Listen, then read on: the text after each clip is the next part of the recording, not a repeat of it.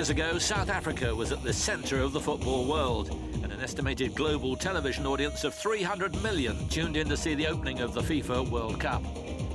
The next few weeks were quite a ride. Building into the World Cup, the atmosphere was phenomenal because it's not something that we were expecting, but everyone was so excited that we are the first ever African country to host the prestigious tournament. It was amazing. I mean, to see people coming together. You know, the streets were always full, and you know, I couldn't believe myself that this was what was happening in South Africa. But it was just beautiful. The hosts had qualified for 2 previous World Cups, but were considered to have gone backwards since their last appearance in 2002. A series of coaching changes in the run-up to the tournament led many fans to question the team's competitiveness. But an enthralling opening match against Mexico proved all their doubters wrong, especially when midfielder Sipiwe Shabalala scored a spectacular first goal. Yeah, when I saw the ball, going in, it was so unbelievable. It was like I was in my own world. And when I had, 80,000 people cheering in the stadium, it was so emotional for me because I knew that, somehow I made millions of South Africans happy, and I united the nation with that goal. To be quite honest, I was so emotional. I even had tears running down, but I remember running to the captain, and we were both celebrating while the team was running to the corner flag to celebrate with Sipiwe. And it was such a great goal from him. The match ended 1-1, but the team's confidence was high heading into the second game. Uruguay had started with a lacklustre 0-0 draw against France, and a win for the hosts would put them within sight of the knockout stages. But things didn't go according to plan. We have ourselves to blame for losing that game because, to be quite honest, when we saw Uruguay playing against France, we thought it's just going to be a walk in the park.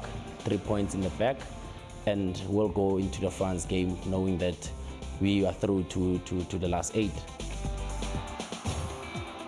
We thought Uruguay, it was going to be easier than Mexico. That's what we thought. And when they scored those 3 goals and the type of football they played, we didn't expect that. An early Diego Forlan goal gave Uruguay the lead, and then came the game's major talking point. Luis Suarez, best striker in the world at the moment, he's the one that thought I fouled him. I didn't even touch him. I remember it was a 1-2, and as he turned, I was in his face. As I was about to stop the ball, he played the ball away from me, and at that time, he realized that the ball was too far. But he was so clever that, the keeper committed himself, so I'm just gonna dive. And the referee bought into that, and he gave me the marching order.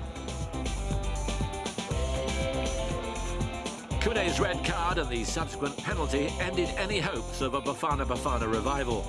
The eventual 3-0 defeat was a real blow to the South Africans, but they still had a chance of qualifying.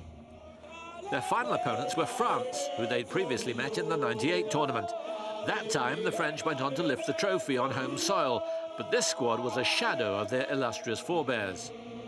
Public squabbles and poor performances meant a nightmare campaign for Les Bleus, and the South Africans took full advantage.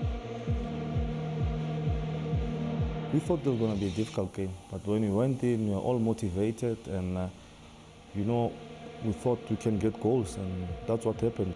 Yeah, there was belief that we can beat France, playing on home soil. And what we told ourselves is that we need to play this game for ourselves, for our families and for the entire nation. South Africa had to win by a decent margin, with other results also going their way. They dominated the French, and Bongani Khumalo gave them a deserved lead. Kadlega and Pela doubled their advantage, but ultimately South Africa ran out of steam. Though they became the first hosts to fail to progress to the knockout stages, they were also one of only 3 African sides to win a match at the finals. It was amazing for me, out of this world. I mean, it will always be in the history books. I mean, I scored in the World Cup, I scored against France, and I was voted man of the match during that game, so it was just a cheering top for me. History shows that South Africa has yet to capitalise on the tournament's success on the field. The national team failed to qualify for Brazil, but at least the players' disappointment is tempered by the memories of 4 years ago. It's great that the World Cup came to our country and it's gone to Brazil now, but I think for the rest of our lives, it's something that we will talk about.